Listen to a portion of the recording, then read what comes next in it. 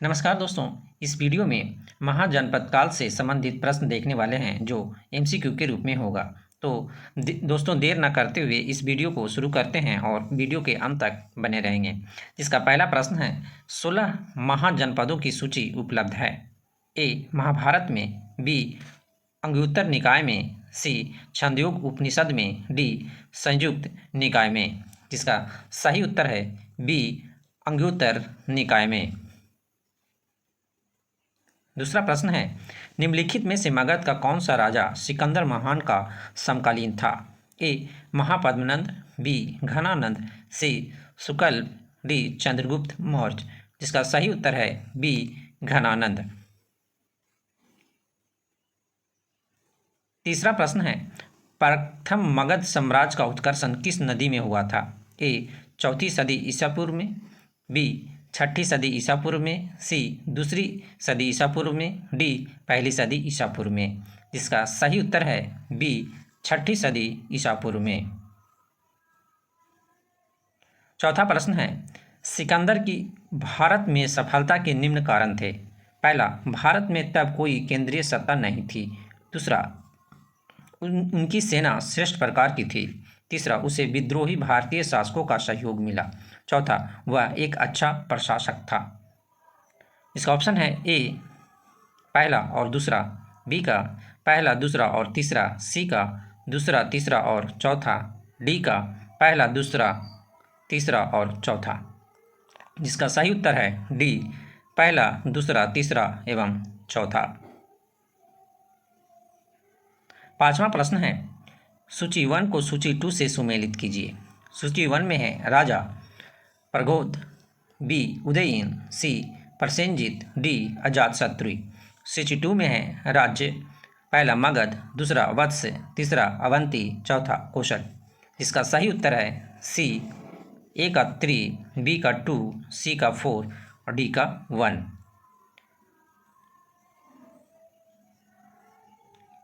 छठा प्रश्न है, अभिलेखीय साक्ष्य से प्रकट होता है कि नंद राजा के आदेश से एक नहर खोदी गई थी। ए अंग में, बी बंग में, सी कलिंग में, डी मगध में। जिसका सही उत्तर है सी कलिंग में।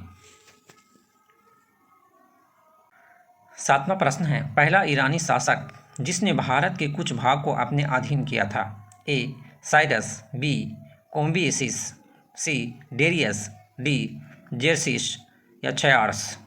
जिसका सही उत्तर है सी डेरियस।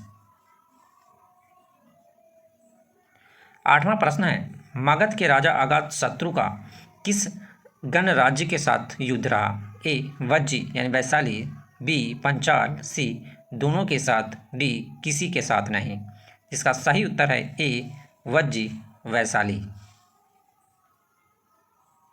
नौवां प्रश्न है, वज्जी संघ के विरुद्ध मगध राज्य के किस शासक ने प्रथम बार थरमुसल, एक ऐसा रथ जिसमें गदा जैसा हथियार जुड़ा था, तथा महाशिला कंटक, पत्थर फेंकने वाला एक युद्ध यंत्र नामक गुप्त हथियारों का प्रयोग किया?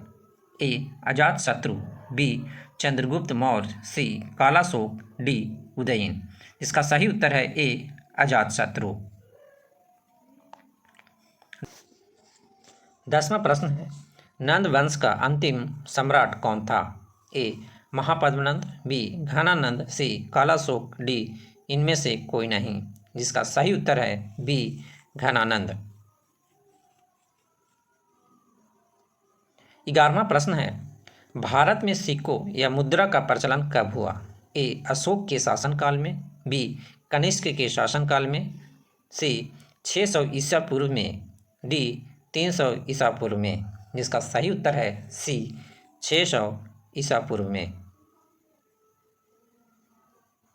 12वां प्रश्न है, निम्न राजाओं पर विचार कीजिए। पहला अजातशत्रु, दूसरा बिंदुसार, तीसरा प्रसेनजीत। इनमें से कौन कौन बुद्ध के समकालीन थे? ए केवल 1, बी 2 और 3, सी 1 और 3, डी 1, 2 और 3। इसका सही उत्तर है सी 1 और 3। 13वां प्रश्न है, छठी सदी ईसा पूर्व के दौरान बड़े राज्यों के उदय का मुख्य कारण क्या था?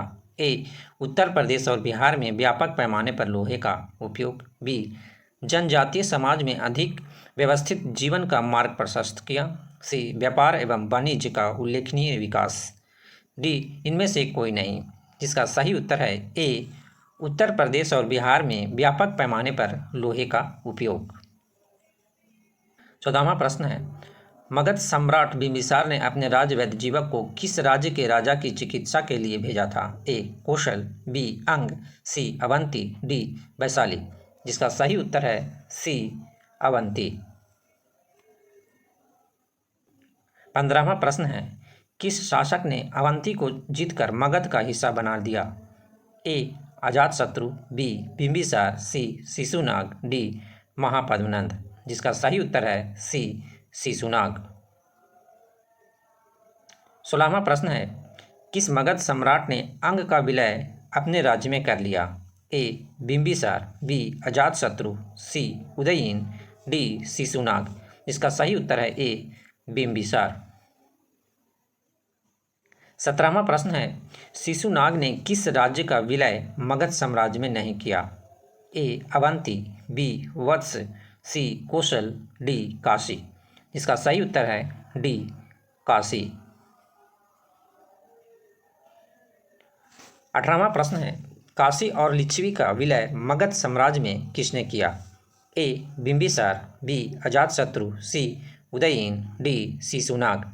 इसका सही उत्तर है बी अजातशत्रु। 19वां प्रश्न है, मगध साम्राज्य के बारे में कौन सही नहीं है। ए पुराणों एवं महाकाव्यों के अनुसार इसकी स्थापना बृहद्रथ ने की।